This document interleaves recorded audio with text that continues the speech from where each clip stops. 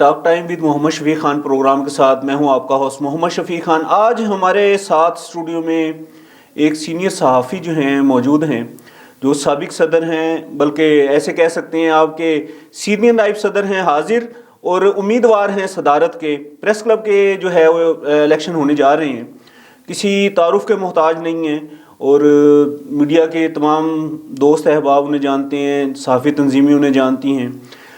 ख़बरें अखबार के यहाँ पर सरगोदा से ब्यूरो चीफ़ हैं, जबकि मुख्तलिफ चैनल्स से भी जो है वो रिपोर्टिंग जो है वो करते रहे हैं और कर रहे हैं। मलिक कामरान साहब, बहुत शुक्रिया जनाब, आज आपने स्टूडियो में जनाब हमें स्पेशल टाइम दिया। बहुत मेहरबानी खान साहब, आपने बुलाया, आपने हमें इज़्ज़त बख्शी, तो इसके लिए हम आपके मशकूर और ममनून हैं जनाब। हजूर, ये बताइएगा कि मलिक कामरान सहाफ़त में आने से पहले क्या करते थे और किस तरीके से सहाफ़त में जो है ना इन हुए? सर, मैंने 1998 में मैट्रिक की और 2000 में कॉलेज गवर्नमेंट अम्बाला मुस्लिम कॉलेज से जनाब मेरी तालीम हासिल करके फ़ारग हुआ। तो अभी मैं रोज़गार की तलाश में था। हमारे साबिक़ ब्यूरो चीफ़ दुनिया न्यूज़ चौधरी अकरम अहमद साहब के भाई के साथ एक मसला बन गया। मसला बना तो मुझ पर FIR हुई, लड़ाई की ना। लड़ाई की FIR के दौरान पता चला कि जो मेरे अपोनेंट हैं ना, मुखालिफ हैं, वो एक सहाफ़ी हैं और वो जल्द से जल्द मेडिकल करवा लेते हैं, क्योंकि सहाफ़ी की अप्रोच बहुत ज़्यादा होती है। तो उस वजह से मुझे शौक़ पड़ा, चूँकि पढ़ने लिखने में पहले ही मैं जिस्मानी तौर पे और दिमागी तौर पे बहुत एक्टिव था जी। तो मैंने ज़हन बना लिया कि इस काम को भी मैंने सीखना है जी। फिर मैं कार्ड सहाफ़ी बन गया। मैं, हमारे राना अशरफ साहब हैं ज़रूरत अखबार वाले, मेरे बड़े भाई हैं, बहुत प्यारे भाई हैं, उनके रेफरेंस से, इमरान गुरैया साहब के रेफरेंस से 4-5 साल तक मैं वो कार्ड सहाफ़ी बनकर जनाब ना जी सर्वाइव करता रहा। कार्ड सहाफ़ी मतलब?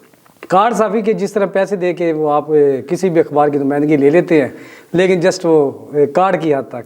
अच्छा, नहीं, कार्ड लिया था पैसे देकर?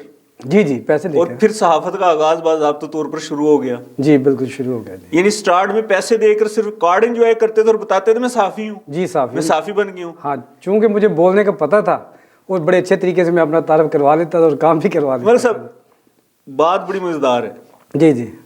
तालीम का तो आपने बता दिया, और लड़ाई के अंदर FIR हुई और आपको पता चला कि जो आपका मुखालिफ है वो सहाफ़ी है, ताकतवर है, और मेडिकल आराम से वो MLC करवा लेता है। जी जी। उसके बाद आपने कहा कि यार ये तो बड़ा मज़ेदार काम है, जी जी। ताकत है इस बंदे के पास, अप्रोच है, और सहाफ़ी होना चाहिए।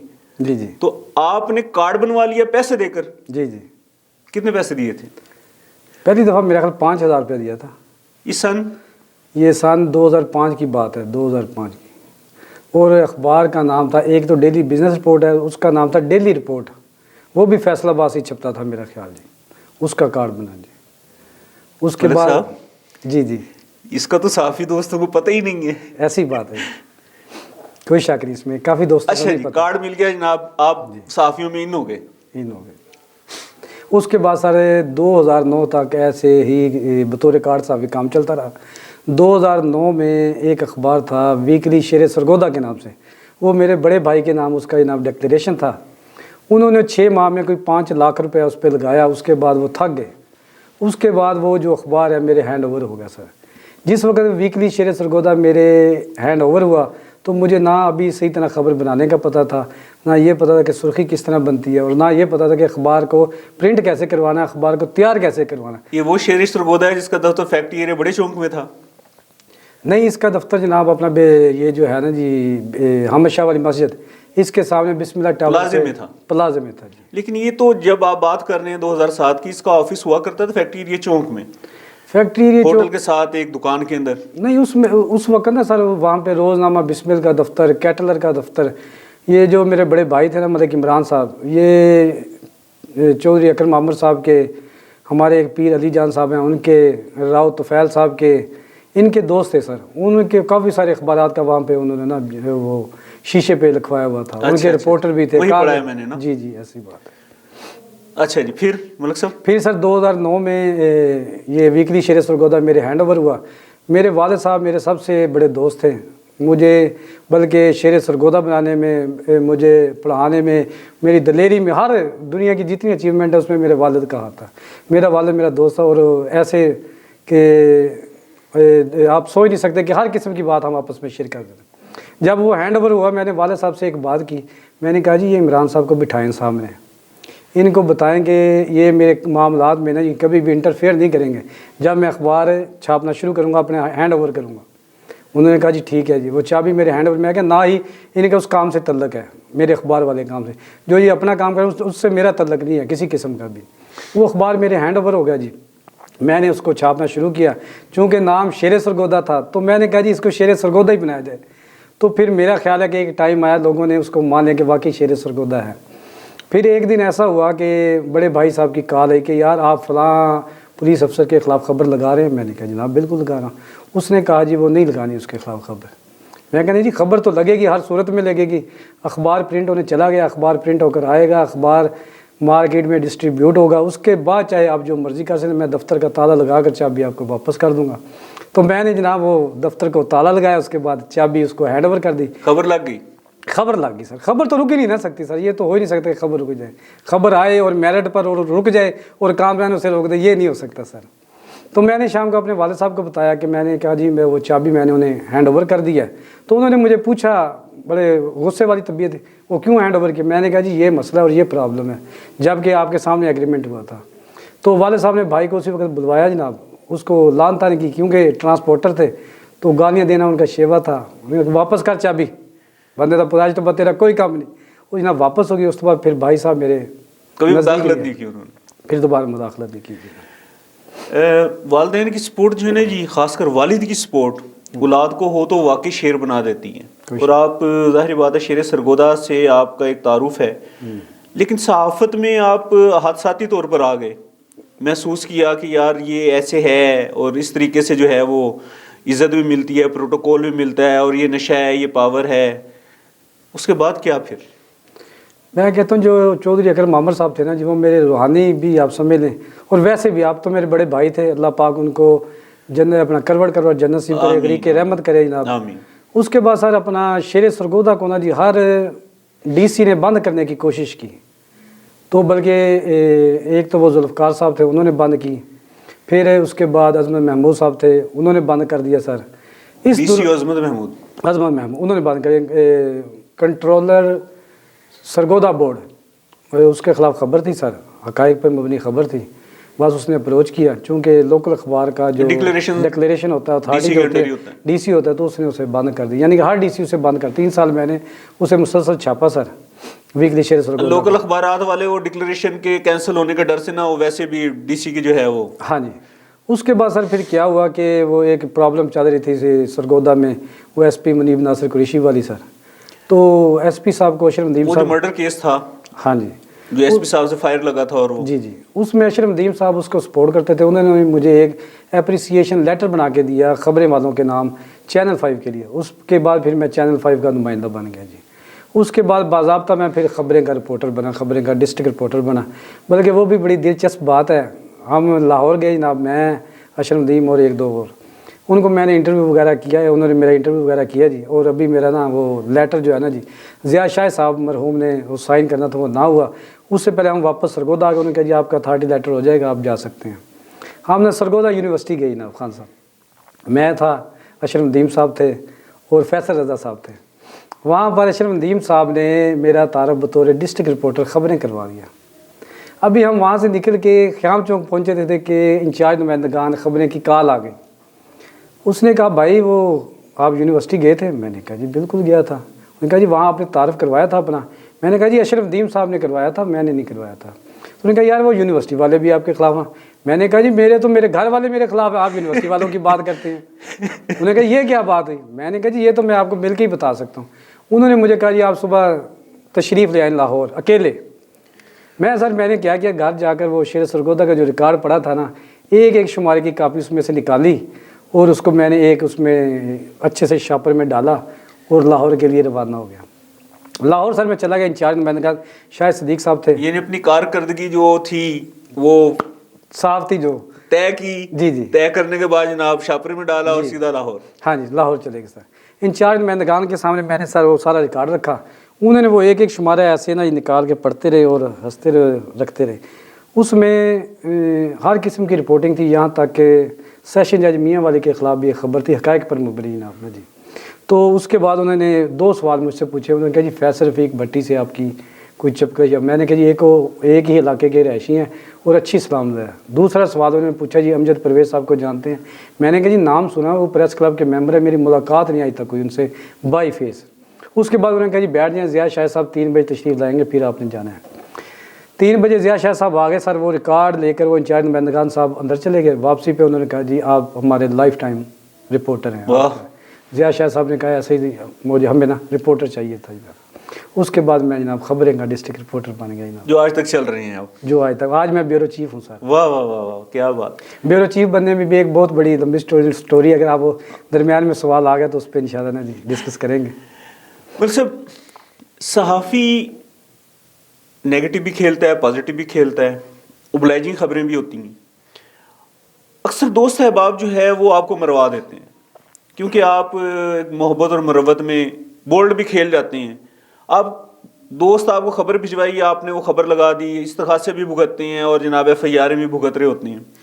कभी दोस्त की खबर लगाने के बाद इस तरीके से भुगता है, कोई तकलीफ़ काटी है आपने? बिल्कुल काटी है जी खान साहब। दोस्त भी ख़ास है, यार गार है, तो नाम तो नहीं देना चाहिए, लेकिन मैं कहता हूँ कि लोग कहते हैं कि 100% के बाद खबर, मैं ख़बर को 1000 तरीके से ना जनाब तस्दीक और तहकीक करके ख़बर शाया करता हूँ। तो एक ख़बर एक दोस्त के रेफरेंस से लगी थी, तो बस वो उनको तरीक़ाकार का नहीं पता था, उसकी वजह से मैंने 2.5 माह जेल काटी। लेकिन कोई बात नहीं, दोस्तों के साथ फिर चलता है। खबर वो आपकी ज़ाती नहीं थी? नहीं, खबर मेरी ज़ाती नहीं थी, दोस्त की थी। अगर मेरी ज़ाती खबर होती ना उसको चैलेंज ही नहीं किया जा सकता सर, किसी भी सूरत में। किसी दोस्त को ओबलाइज किया? हाँ जी। और फिर भुगता खुद भुगता। आप मेरी रिपोर्टिंग में देख लेंगे, मैंने जजेस के खिलाफ ऑन द रिकॉर्ड खबरें लगाई, लेकिन हक़ाइक़ पर मबनी हैं। खबरें में भी फ्रंट पेज पे शाये हुई, वीकली अखबार, छोटा सा अखबार था, डिस्ट्रिक्ट एंड सेशन जज मियाँ वाली के खिलाफ खबर लगी। किस्म मुख्तलिफ है कि हर उस आदमी के खिलाफ खबर लगी जिसके खिलाफ बन सकती है जनाब ने जी। अदारे के खिलाफ नहीं लगाई हमने, वो जो फ़र्द वाहिद था, चाहे वो सेशन जज है, चाहे वो कोई आम अफसर है, हमने उसके खिलाफ खबर लगाई है जनाब। मेरे सब सहाफ़ती लाइफ में, चूँकि मेरा भी कुछ अरसा हो गया है सहाफ़ती लाइफ में, जुडिशरी के ख़िलाफ़ खबर कोई नहीं लगाता, और ख़ासकर वो सिविल जज है या एडिशनल सेशन जज है। सेशन जज तो बड़ी दूर की बात है, डिस्ट्रिक्ट एंड सेशन जज तो एक बला का नाम है ना। आपने उसके खिलाफ खबर लगा दी और ख़बर का फिर कोई आउटपुट भी आया, उसको कोई रिवार्ड भी आया? मैंने खबर लगाई, खबर लगा के बजरिया उसको TCS अखबार भेजा स्पेशल, फिर उसको उसकी कटिंग भेजी, फिर उन सेशन जज साहब ने, मलक अकरम अवान साहब थे, उन्होंने मुझे बाकायदा एक लीगल नोटिस भेजा सर। मीनारे वाले? हाँ जी, मीनारे वाले। लेकिन उन्होंने लीगल नोटिस में एक गलती की कि उन्होंने अपने नाम से भेज दिया, अपने ओहदे का इस्तेमाल कर।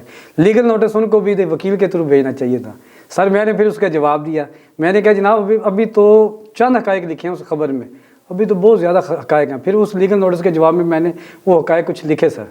उसके बाद अशरफ नदीम साहब बता सकते हैं कि उनको कॉल आई थी कि जनाब इसको मैनेज किया जाए जनाब। ले जी, आज मलक कामरान साहब से दिल की बातें हो रही हैं। इस वक्त उम्मीदवार भी हैं सरगोदा प्रेस क्लब के सदारत के, और नरम गरम मिजाज के बंदे हैं, यारों के यार हैं, धड़े वाले हैं और दोस्तों के साथ खड़े हो जाते हैं। कई दोस्त इनसे मोहब्बत करते हैं तो कई इख्तलाफात भी रखते हैं, इनकी जज्बातियत की वजह से, इनके जो है वो बोल्ड पन की वजह से, क्योंकि ये सीधी बात कर देते हैं मुँह पर, वो अक्सर लोगों को नागवार भी गुजरती है। मतलब सब सहाफ़ती लाइफ 2005 से स्टार्ट की और 2025 20 साल हो गए हैं आपको। 20 साल में कितनी की धमकियां आई हैं आपको?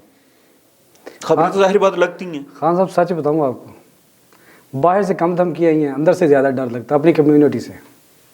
हालांकि अल्लाह पाक को हाज़िर नाज़िर जानकर कहता हूँ कि मैंने आज तक ना मुनाफ़कत नहीं की, किसी की लेग पुलिंग नहीं की। जिसके साथ मुनाफ़कत या अपना मुखालफत थी ना, उसको मैंने मुँह पे किया, उससे ना मैं आज तक सलाम नहीं लेता, उसके साथ बैठता नहीं मैं। बाकी रहेगी कि प्रॉब्लम्स क्या आई, प्रॉब्लम अपने दोस्तों से ज़्यादा बाहर से। एक दफ़ा एक ऐसे हुआ कि मैं दफ्तर में बैठा था तो एक कॉल आई, उसने कहा जी मेरा नाम, वो चीमा जो पुल गया ना वाला मर गया, उसने कहा जी DPO ऑफिस जेदी चीमा उर्फ जावेद चीमा उर्फ जेदी चीमा जी। उसने कहा जी आप मेरा नंबर, बाऊ जट के साथ क्लैश था उसका, बाऊ जट की कॉल आई पहले जी। अच्छा, बाऊ जट की कॉल आई। उसने कहा जी मेरे नंबर के एंड पे 11 है और आप ये मेरा नंबर वेरीफाई कर सकते हैं DPO ऑफिस से भी, कहीं से भी वेरीफाई कर लें, बहु जट बोल रहा हूँ, आपने दफ्तर से और आई भी रात के वक्त होगी 1 बजे के बाद? नहीं सर, वो आई थी तकरीबन ये आप ला लें मगरब के टाइम, क्योंकि वो अक्सर बाउजट जिसको भी कॉल करता था ना, वो लेट नाइट करता था और बताने के लिए कि मैं बाउजाटी हूँ, ये मेरा नंबर है। हाँ जी। नंबर की बकायदा तस्दीक होती थी। हाँ। कॉल करता था लेकिन उस नंबर से सुनता नहीं था। फिर सर एक और भाई आपने मुझसे पूछा नहीं कि ये आपको इन बातों का कैसे पता है? वो मैं आपको फिर बताऊंगा बाद में, लेकिन आप बताएं। वो एक फिर राना हनीफ साहब थे, उनकी कॉल आई कुछ मतवातर ना कोई 8-10 कॉलें आई, दिल में ना हल्का, मैं क्या मतलब कामरान है, आई लगता खैर नहीं है, आई कुछ होएगा। किस्सा मुझसे मेहमान चले गए ना, कोई बंदा ना आया, तो थोड़ी देर बाद मैंने उन पे ना बैक कॉलें नंबरों पे शुरू कर दी। मैं कहा यार आ जाओ यार, बैठा हूँ, आप आ ही नहीं रही ना। किस्सा मुख्तर आखिर पे एक कॉल आई, वो कोट फरीद वाले अमजद कप्तान साहब, अभी उन्होंने कहा जी मैं 302 का आप भी आज भी इश्तिहारी है। बल्कि मैं उन्होंने मुझे तारुफ किया कि अमजद कप्तान बोले। मैं क्या जनाब आपने भी कोई धमकी लगानी तो लगा लें। उसने कहा नहीं धमकी लगानी जनाब, मैंने गुजारिश करनी है। ख़बर वही थी सेशन जज साहब वाली, उसमें रेवेन्यू का एक आदमी था, फोत हो चुका है, उसका मैं नाम नहीं लेना चाहता, वो उसका यार गार था। उसने कहा जी मेहरबानी करें, वो उसमें ना रिलैक्स करें हमें। मैंने कहा भाई हक़ाइक़ पे मबनी खबर है तो वो हमने शाया की है सर। तो एक दफ़ा बल्कि मैं प्रेस क्लब बैठा था, एक हमारे यहाँ से एक इंस्पेक्टर हैं KB साहब, वो चेंज होके चले गए हैं, उनके एक प्रमोट हो गए तो DSP हो गए। दस्ते रास्ते दस्ते रास्ते बड़े मज़ेदार।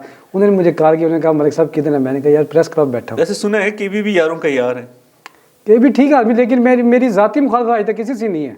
ख़बर की हद तक अगर कोई समझता कि मेरी ज़ातियात मुखालफत, मेरे देखे ना जी, अगर मैंने ख़बरें नहीं लगानी तो मैंने गंडेरियाँ बेचनी है।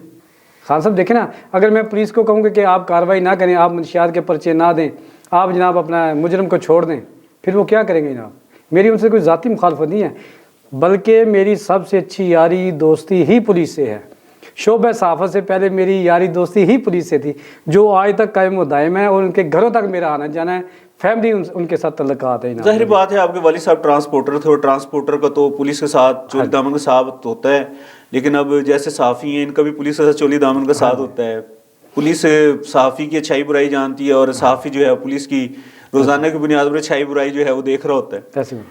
अच्छा, वो बाद में बता रहा आपको KB साहब की नाम, उनका वो दस्ते रास्ते मुझे कहा कि मैंने बताया कि मैं प्रेस क्लब बैठा हूँ, तो वो आ गए, तो उन्होंने कहा मलिक साहब मेरी बात सुने, साइड पर में आ गए।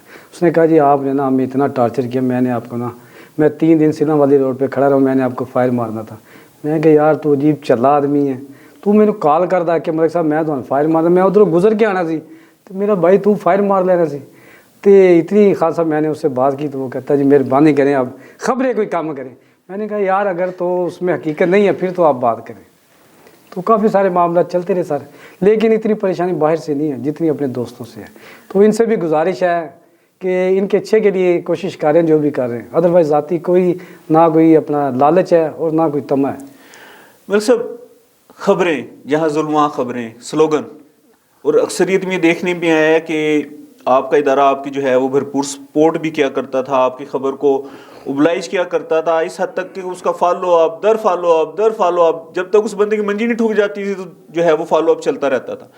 और मैं ज़ाती तौर पर ये समझता हूँ कि सहाफ़त में जो आपका नाम और मकाम है वो ख़बरें की वजह से है। अगर आज आपकी कोई शनाख्त है तो ख़बरें की वजह से, सिर्फ अगर आप कहते हैं ना मलक कामरान, अगले बंदे को समझ आ जाती है यार ये तो ख़बरें वाले मलक कामरान साहब बोल रहे हैं, ना कि न्यूज़ एजेंसी वाले मलक कामरान।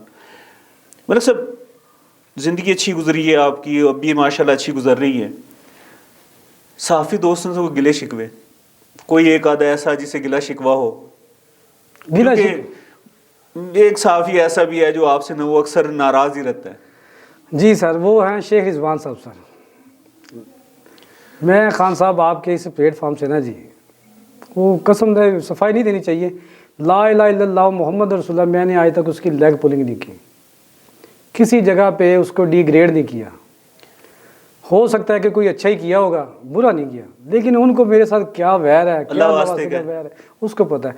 अभी भी आज आपके की क्या वजह हो सकती है, आपके इस फोरम से बता रहा हूँ कि मैंने सिर्फ इसी वजह से जनरल सेक्रेटरी की सीट पे कागज़ नहीं जमा करवाए, बल्कि मुझे अदारे ने पूछा कि यार उसके साथ क्या प्रॉब्लम, मैंने कहा जी उसको प्रॉब्लम है, मुझे प्रॉब्लम नहीं है, मैंने कुछ नहीं कहना उसके मतलब का, ना ही मैं कहना चाहता हूँ और ना ही मैं समझता हूँ कि मेरा वो कैलिबर है कि मैं उसकी मुखालफत करूँ। वैसे मलिक साहब कभी मिल बैठ के एक प्लेट में भी खाया आप लोगों ने, कभी इत्तेफाक हुआ है? खाया भी है सर, मेरा ख्याल है कि उसके काफ़ी सारे दुख सुख में इकट्ठे भी हुए हैं सर, लेकिन उसके बावजूद कुछ समझ नहीं सर। कोई यार सीधा सीधा माफ़ी मांग लेनी थी कि शेख साहब माफ़ी दियो, किहड़े चक्कर च पै गए तुसी? सर मैं आपके प्लेटफॉर्म से फिर कहता हूँ शेख रिजवान साहब माफ़ी दें, अल्लाह के वास्ते माफ़ी दें। शेख रिजवान साहब जो हैं जी वो बड़े खूबसूरत आदमी हैं, नफीस तबा आदमी हैं, दोस्तों से मोहब्बत करने वाले हैं। लेकिन अगर सहाफ़ती इदारों में या सहाफ़ती तंजीमों में या प्रेस क्लब में या यूनियन ऑफ जर्नलिस्ट में अगर शेख रिजवान साहब का किससे क्लैश है, जो दोस्तों को मनोअन जो है वो पता है, वो मलक कामरान साहब ही हैं। मलक कामरान साहब से उनकी बनती नहीं है, लेकिन ये है कि बंदा वो भी बड़ा नाइस है और दलेर जिगरे वाला आदमी है, नस्ली आदमी है। मलक कामरान साहब की भी यही पोजीशन है। अब इन दोनों में क्या क्लैश है ये मलक कामरान साहब को भी नहीं पता। अब जब स्टूडियो में हम शेख साहब को बुलवाएंगे तो शेख साहब से इस मौजू पर यकीनन हम बात करेंगे, क्योंकि बड़ा ज़बरदस्त किस्म का जो है ये मामला है। मुखालफत चलती है, लेकिन मुखालफत होने की कोई वजह हो जो कि आज तक सामने नहीं आई। मलक साहब, सहाफ़त का तो आपने कुछ बता दिया। अक्सर महकमा जात में बिलखुसूस बिल्डिंग है या महकमा आपाशी है, इरिगेशन वगैरह या रेवेन्यू डिपार्टमेंट, आपकी बड़ी ग्रिप है और आप जानते हैं कि कौन सा बंदा किस कैलिबर का है, क्या उसका स्टेटस है, क्या रिश्वत का उसका मेयार है, कोई रुपया लेने वाला है, कोई 1000 लेने वाला है या कोई लाख रुपए लेने वाला है। इतनी तहकीक कैसे है? खान साहब, एक तो अल्लाह तवक्कल जिस तरह जिस्मानी तौर पे एक्टिव था, इसी तरह दिमागी तौर पे फिर जो काम है, दिलचस्पी बड़ी कि यार काम को सीखना है। तमाम ऐसे SNGAD की रूलिंग्स, SOPs आगे पीछे महकमा, वो मैंने सीखी सर सारी। बल्कि एजुकेशन डिपार्टमेंट बहुत बड़ा डिपार्टमेंट है, उसको मैंने बड़े करीब से देखा। रेवेन्यू को, ये सारे आप कह रहे हैं। पहले बस एक शौक़ था कि इंतज़ामिया से लड़ते रहना, DPO, RPO, DC कमिश्नर। एक दिन एक अफसर ने मुझे बैठ के समझाया, यार मेरी बात सुनो, क्या हमारे पीछे पड़े रहते हो, कोई और महकमे देखो, उनमें भी काफ़ी कुछ है, कोई फ़ायदे ले लो। फ़ायदा हमने लेना नहीं होता। अब खान साहब, ये जो मैं इलेक्शन लड़ रहा हूँ इसके हवाले से भी आपको, इसमें मेरा ज़ाती कोई ऐसी दिलचस्पी नहीं अपनी ज़ात के लिए, चूँकि मैं समझता हूँ कि मैं सरगोदा प्रेस क्लब का मेंबर हूँ और मैं अदारों के मुतल्लिक़ समझता हूँ, तो उससे सहाफ़ियों का जो लाइफ स्टाइल है ना, उसमें बेहतरी आनी चाहिए, अदारे की बेहतरी होनी चाहिए। अगर यहाँ पर जिस तरह एक सदर प्रेस क्लब की इज़्ज़त है ना, एक आम सहाफ़ी की भी उसी तरह इज़्ज़त होनी चाहिए। अब आपने बात की बिल्डिंग की, लोकल गवर्नमेंट, ज़िला कौंसल, PWD, ये जितने भी तरक्याती काम वाले सर, इनमें आप देखें कि इनमें फिक्स कमीशन है सर। एक्सियन की फ़िक्स कमीशन है, SDO की फ़िक्स कमीशन है, सब इंजीनियर की फ़िक्स कमीशन है। यानी कि क्वालिटी और क्वांटिटी पूरी ही नहीं हो सकती सर। लेकिन उसके बावजूद आप देखें इनके करोड़ों अरबों के फंड्स हैं। हमारे ये जो आम साफ़ी छोटे छोटे जो हमारे लोकल अखबार छापते हैं, वो बिल कितना इश्तिहार कर देते हैं, 500, 1000, 2000। अगर अल्लाह पाक को मंजूर हुआ और मैं सदर प्रेस क्लब बन गया तो इन लोगों ने हमारे साथ भी परसेंटेज तय करनी है या टोटल परसेंटेज ख़त्म होगी इंशाल्लाह मेरे मालिक ने चाह। यानी परसेंटेज जो है वो प्रेस क्लब के अकाउंट के हवाले से, ज़ाहिर बात है सर, देखें प्रेस क्लब ज़ाहिर बात है वकला की है, हलाल आमिर की रखी हुई है। अगर सहाफ़ियों की, क्योंकि अक्सर जो सरकारी इदारे हैं उसमें सहाफ़ियों का बाकायदा एक फ़ंड मुख्तस किया जाता था ताकि उनके ख़िलाफ़ करप्शन की जो है ख़बर ना लगे, या उनके जो क्वांटिटी और क्वालिटी है उस बेस के ऊपर, या इनका कोई गंदगी ना जो है वो खोले। उन्होंने एक फ़ंड रखा होता था जो कि प्रेस क्लब के जो है वो सदूर को दिया जाता था, जनरल सेक्रेटरी लेते थे और फिर वो उनको ओबलाइज करने की सूरत में अखबारों में इश्तिहारात की सूरत में दोस्तों में तकसीम कर देते थे, या ख़बर रोकने की मद में जो है वो ले लिया करते थे। कोई आपका भी इस किस्म का जहन है? सर ये सीरियस ही बताते हैं कि सर पहले कॉरपोरेशन वाले 5 लाख रुपए देते थे सालाना और 5 लाख रुपया देते थे ज़िला कौंसिल वाले सर। लेकिन जब से ये हमारे आपस में मामला बने, सरगोदा प्रेस क्लब सील हुआ कहते हैं, उसके बाद से नहीं। तो सर बिल्कुल देखें ना, या तो सरगोदा प्रेस क्लब की तरक्की के लिए सरगोदा प्रेस सहाफ़त रियासत का चौथा स्तून है, तो हमारा भी हक़ है। तो एक तो हमने सहाफ़ियों का लाइफस्टाइल बेहतर करना है, अपने अदारे को जनाब में बेहतर करना है, उसको उस लेवल पे लेके जाना है कि सरगोदा प्रेस क्लब पाकिस्तान का एक नुमाया अदारा हो तरक्याती लिहाज से सर। अभी ये पिछले जो 50 लाख के फंड्स आए हैं, मेरे ख्याल में तो सही इस्तेमाल नहीं हो सके, अगर सही तरह यूटिलाइज़ होते प्रेस क्लब के फंड्स हैं। हाँ जी, आप देखें ना खान साहब, अगर एक मेहमान हमें मिलने आ रहा है, जितना अच्छा डिस्प्ले होगा उतना अच्छा वो हमें ओबलाइज करेगा ना सर। तो जदीद तरीक़ों के साथ जनाब ने प्रेस क्लब को इस्तेमाल किया जाए ताकि जो मेहमान आए उस पर अच्छा इम्पैक्ट पड़े। जो 50 लाख की ग्रांट आई थी वो डिजिटल मीडिया के लिए आई थी, स्टूडियो वगैरह, कैमरों वगैरह के लिए आई थी, बेसिक तो इसलिए आई थी। आपके नज़दीक उसका सही इस्तेमाल नहीं हुआ? सर देखें, दौर ही डिजिटलाइज हो गया सर, हम लोग कह रहे हैं कि सहाफ़त की वो जो है ना जी, रिट ख़त्म हो गई। रिट तो हमने खुद ख़त्म कर दी है, हम कर ही नहीं रहे। अब तो हमारे पास ज़्यादा फोरम है। देखें, पहले हमने एक ख़बर लगानी होती थी, वो चंद लोगों ने पढ़ ली अखबार में या चंद लोगों ने चैनल पे देख ली, वो गायब होगी सर, ठीक हो गया। आप देखें हमारे आप ग्रुप देखें, व्हाट्सअप ग्रुप, हज़ार लोग एक एक ग्रुप में शामिल हैं। हमारे पास 50 ग्रुप है, 50,000 बंदे वो पढ़ ली। फिर हम सोशल मीडिया पे उसको अपना खबर को जब अपलोड करते हैं तो कितने लोग देखते हैं। अब हमारे पास ज़्यादा ज़राए हैं, उसी लिहाज से हमारे प्रेस को डिजिटलाइज किया जाना चाहिए था। उसके बाद आगे बेहतर अंदाज में सहाफ़ती जो काम है सर अंजाम दिए जा सकते हैं। सब आप क्या समझते हैं कि जो 50 लाख रुपया आया है उसमें कोई करप्शन भी हुई है, कोई माड़ी मोटी, या सही लग गया है? मैं कहता हूँ अगर सर किसी ने करप्शन कर दी ना, कोई मसला नहीं है, लेकिन ये देखेंगे हमने सरगोदा में किस तरह सर्वाइव करना है, इसमें एक पूरा पैकेज है। आप कह रहे हैं कि अगर करप्शन कर ली है तो कोई मुजायका नहीं है, कर लिया है तो ठीक है। सर देखें, हमारे कुछ सहाफ़ियों की तनख्वाहें हैं, अगर एक हुकूमत ने ग्रांट दे दी है, हमारे कुछ 200 बुलाइज हो गए, उसमें कोई इतराज़ नहीं है। आप हुए? नहीं, मैं नहीं हुआ। मुझे मेंबर प्रेस क्लब है ना सर, मैं सीनियर नायब सदर था। मैंने पिछली दफ़ा इनसे सिर्फ एक ही कहा कि अगर वकला फी रजिस्ट्री 1000 रुपया वसूल कर सकते हैं, हम भी 1000 वसूल कर सकते हैं, 2000 वसूल कर जाना तो फंड में ही है ना। वो मैंने ओपन प्रेस क्लब में बैठ के कहा कि भाई आए, या तो सब रजिस्ट्रार साहब को सरगोदा प्रेस क्लब बुलवा लेते हैं या उनके पास चलते हैं वफद की सूरत। आप चूँकि 1.5 साल बाद इलेक्शन, तकरीबन 1.5-2 साल बाद करोड़ों रुपये निकलना था, वो सहाफ़ियों में तकसीम हो जाता तो लाइफ स्टाइल बेहतर हो जाना था सर। अगले दिन भी बात हुई कि भाई अगर वकला को दिए जा रहे हैं, सरगोदा प्रेस क्लब के नाम पे भी अपना ना वो फंड अपना मुख्तस। अरे हमारे जो सहाफ़ी भाई हैं वो माड़े भी हैं, मुख्तलिफ इदारों में उन्होंने ब्लैकमेल किसी को क्या करना होता है, इश्तिहारात की मदद में लेने होते हैं, उन्हें इश्तिहार लगा कर उनको दे भी देते हैं। अगर ये आपकी वाली बात चली जाए कि मुख्तलिफ महकमा जात में जो फ़ंड आ रहे हैं, अगर वहाँ से वो फ़ंड सहाफ़ी तंजीमों में भी जो थोड़े थोड़े तकसीम किए जाएँ तो वाकई लाइफ स्टाइल बेहतर हो सकता है सहाफ़ियों का। सर बहुत ज़्यादा हो सकता है सर, बड़ा आसान सा तरीका सर। एक तो उसमें जो अवाम हमसे चाह रही होती है, हम वो भी ड्यूटी सर अंजाम दे सकते हैं, जो हमारा लाइफ स्टाइल है वो भी बेहतर हो सकता है, और इंतज़ामिया से भी बेस्ट कोऑर्डिनेशन हो सकती है सर। और 1 साल बाद, मैं कहता हूँ 1 साल बाद हर सहाफ़ी ऐसा वेल एंड गुड होगा कि उसको प्रॉब्लम नहीं होगी कि उसके बच्चों की पढ़ाई का मसला है, सेहत का मसला है, तमाम हल हो सकते हैं सर। अच्छा मलिक साहब, ये जो ऑफ़र है सिर्फ ये आपके सदर बनने तक महदूद है, या कोई अगर कोई आपको मुखालिफ सदर बन जाता है उसके लिए भी ये ऑफ़र मौजूद है आपके पास? सर मैं जीतूँ या हारूँ, जो भी इंतज़ामिया आए वो मुझे साथ मिलाए, मैं काम करने के लिए तैयार हूँ। पिछली दफ़ा भी इनको कहा सर, हर लिहाज से। तो 1 साल में इंशाल्लाह ऐसा रिजल्ट आएगा कि बिल्कुल इंशाल्लाह हम ट्रैक पे चढ़ जाएंगे। प्रेस क्लब के जो सहाफ़ी हैं या तंजीमें हैं मुख्तलिफ, ये आपसे खाइफ क्यों रहती हैं? खाइफ क्यों रहती हैं, ये आपने बड़ा अजीब सा सवाल कर दिया वैसे, क्योंकि मैं अपने दोस्तों के ख़िलाफ़ और प्रेस क्लब के मेम्बरान के ख़िलाफ़ मोअज़्ज़ज़ मेम्बरान हैं। खाइफ मेरे काम की वजह से रहते हैं सर। कौन सा ऐसा काम करते हैं? हम लोगों ने ना, हम कहते हैं कि, मैं कहता हूँ कि जो इंतज़ामी है ना, ब्यूरोक्रेसी, ये वक्ती तौर की मेहमान है। बजाय कि मैं किसी DC से, AC से, DPO से, RPO से तल्लुकात बढ़ाऊँ, मैं शफीक खान के साथ तल्लुकात बढ़ाने के लिए ना प्रेफर करूँगा अपने आप को। तो ये मामला, ये हम लोग ना हाशिया बरदार बन जाते हैं अगर हम उससे निकल आए ना। अब एक अफसर अगर हमें इश्तहार दे दे या किसी के साथ हमारी सुलह करवा दे या हमें बुलाइज करते, हम सारी उम्र उसको ना सलाम करते हैं, तो उससे बेहतर नहीं कि वही मामला हम आपस में कर लें और हमारा प्यार मोहब्बत बढ़ता जाए और हम दुख सुख के साथी बन जाएं, बजाय कि हम इनके मलिक साहब, आपको being a member press club, मैं आपको सदर क्यों मुंतखब करूं? आप में क्या ऐसी क्वालिटी है कि मैं आपको सदर मुंतखब करूं और वोट ही आपको दूं? क्या मंशूर है आपको? मंशूर, पहले तो मैंने आपको बताया कि सबसे पहले हमने सहाफ़ियों का जो लाइफ स्टाइल है ना वो बेहतर करना है, ठीक है जी। दूसरा, इंतज़ामिया में रेटें बनानी है।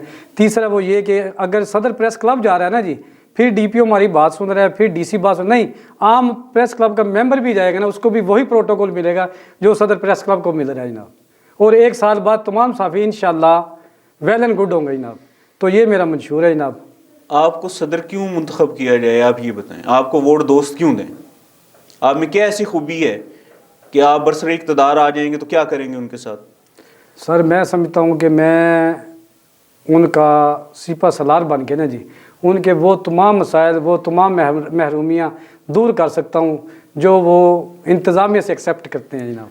सिपा सलार ज़रूरी है, बतौर खादिम नहीं कर सकते? मैं तो नौकर हूँ जनाब उनका, इस वक्त भी नौकर हूँ, आपका भी नौकर हूँ। मतलब सब हर कम्युनिटी का एक रोब होता है, एक दबदबा होता है।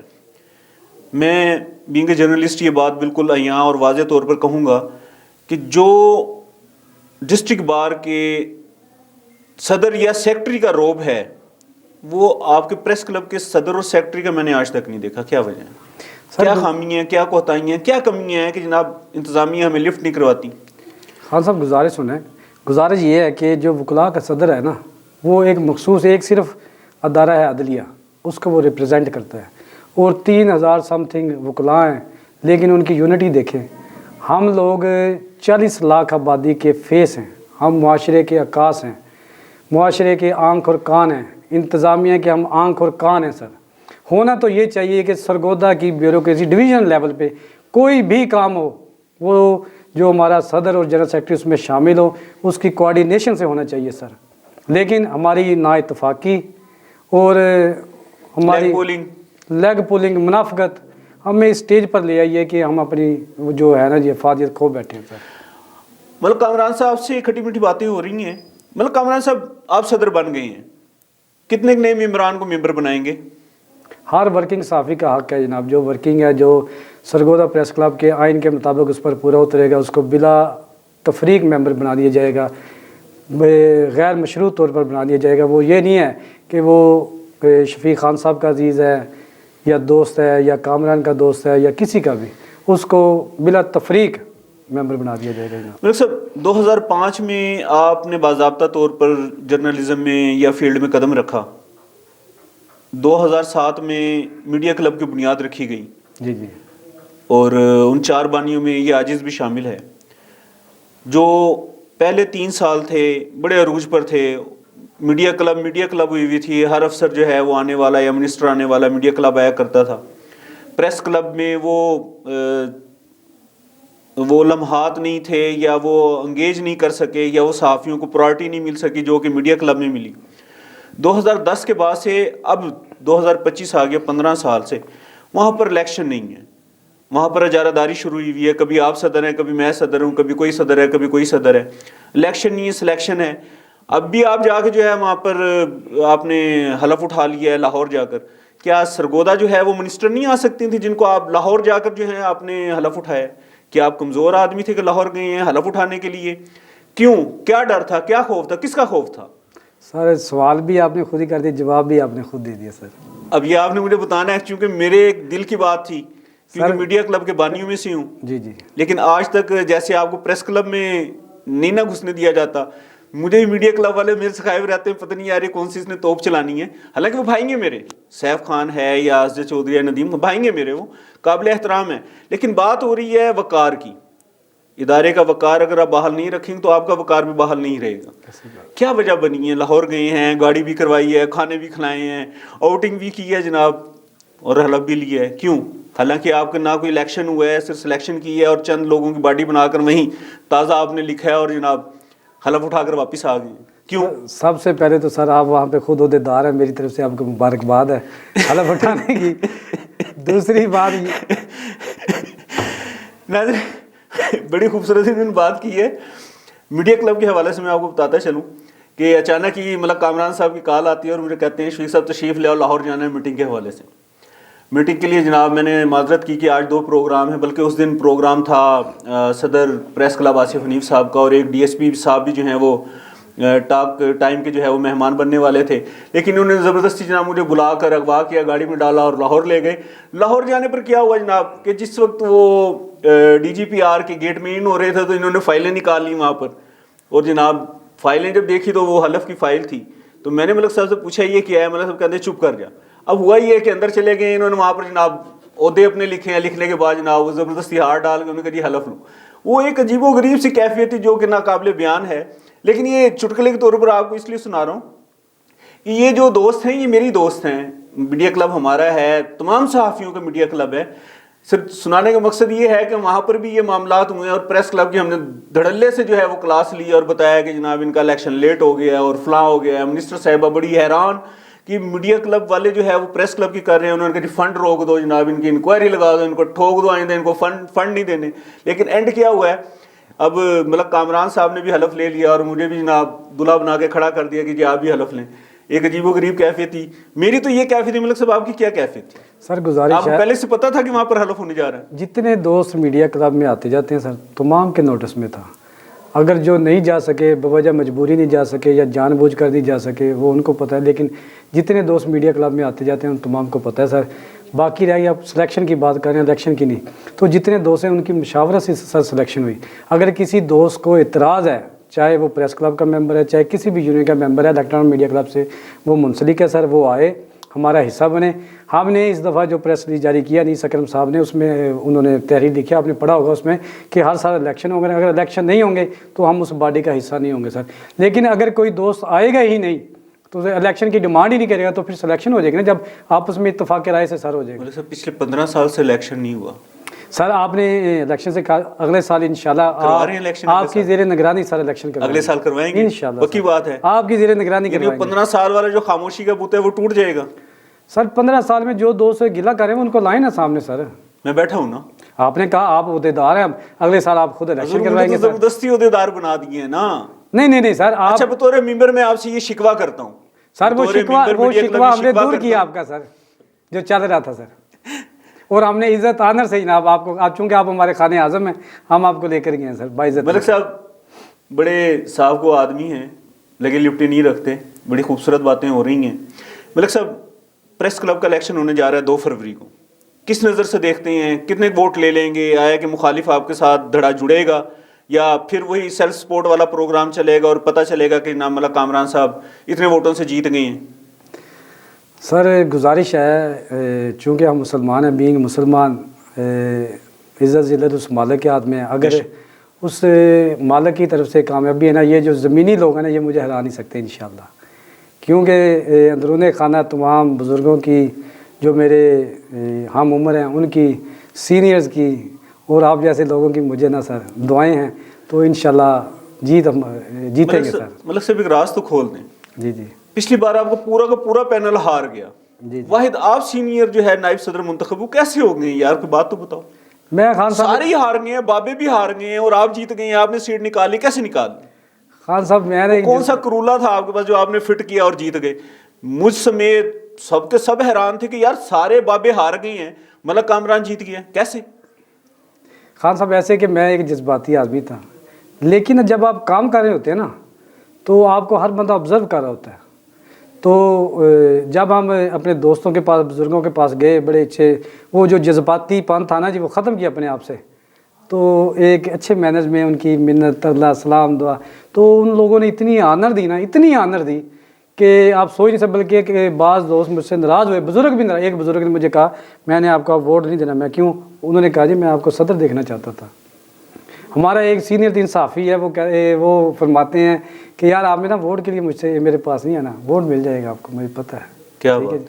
तो बात यह है कि लोगों ने बड़ा आनर दी, बहुत आनर दी सर। पूरी कंपेन में कोई एक ऐसा आदमी नहीं होगा कि जिसने कहा होगा यार कि तू इस काबिल नहीं है। अगर मुझे एक बंदा भी कोई कह देता ना कि यार तू इस ओहदे का अहल नहीं है, तो मैंने उससे विड्रा कर देना था सर। मलिक साहब आपने वर्किंग सहाफ़ियों को शऊर दिया है, कोई शक नहीं है।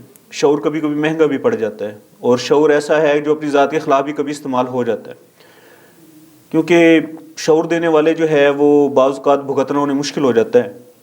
आप क्या समझते हैं जो आपने नए फील्ड वर्कर्स में शऊर उजागर किया है सहाफ़ती एतबार से, आया कि वो कारगर साबित होगा और मेंबर बन जाएंगे?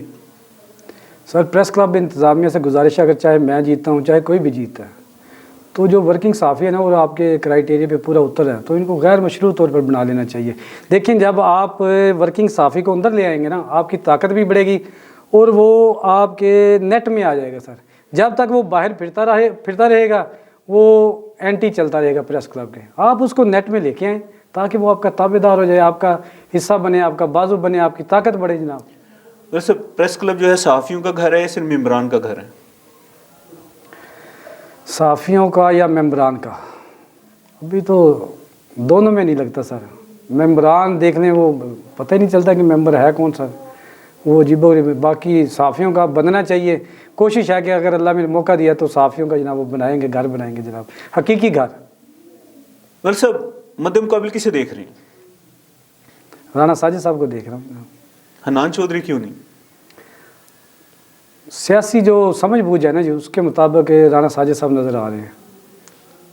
यानी आपने जहन बनाया हुआ है कि सामने राना साजिद साहब है जिनसे आपने जो है ना इलेक्शन लड़ना है, जो आपके मद्दे मुकाबिल होंगे। मेरा ख्याल है जी, मेरा 1-to-1 मुकाबला राना साजिद साहब से होगा जनाब। जर्नलिस्ट फैमिली ग्रुप का आज इजलास था, खाना भी था, और अभी तक फैसला नहीं हुआ कि आपके मद्दे मुकाबिल कौन सा बंदा आ रहा है। आया कि सदारत में आप अपने आप को देख रहे हैं हन्नान चौधरी, राना साजिद, या कोई चौथा बंदा भी है?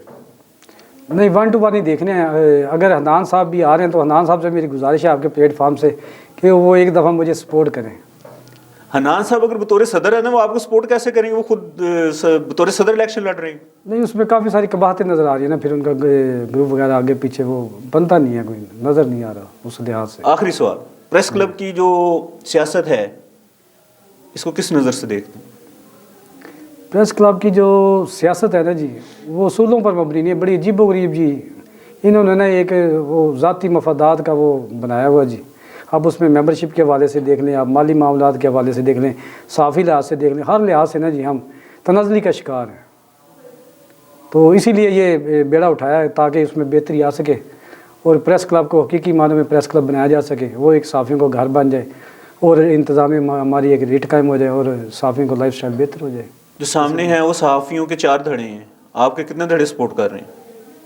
मेरे ख्याल से वो जो धड़ों के सरबराह है ना जी, उनको निकाल दें तो बाकी सारे मुझे सपोर्ट कर रहे हैं, किसी भी धड़े का देख लिया। कोई दिल की बात करना चाहेंगे, कोई पैगाम देना चाहेंगे? दिल की बात यही करना चाहूँगा कि जनाब आपस में इकट्ठे हो जाएं तो हमारा कोई कुछ नहीं बिगाड़ सकता। अगर इकट्ठे नहीं होंगे तो डिवाइड एंड रूल वाला मामला चलता रहेगा। अब जब भी इंतज़ामिया से पूछा जाता है ना, तो इंतज़ामिया में ना सिर्फ इग्नोर करती है, हर लिहाज से काम के हवाले से देख लें।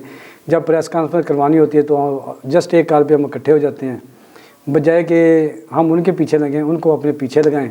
यही हमारी कामयाबी का राज है, एक दूसरे के दुख सुख का साथी बने। अगर हम आपस में इकट्ठे हो जाएं तो हमें किसी की कोई ज़रूरत नहीं है।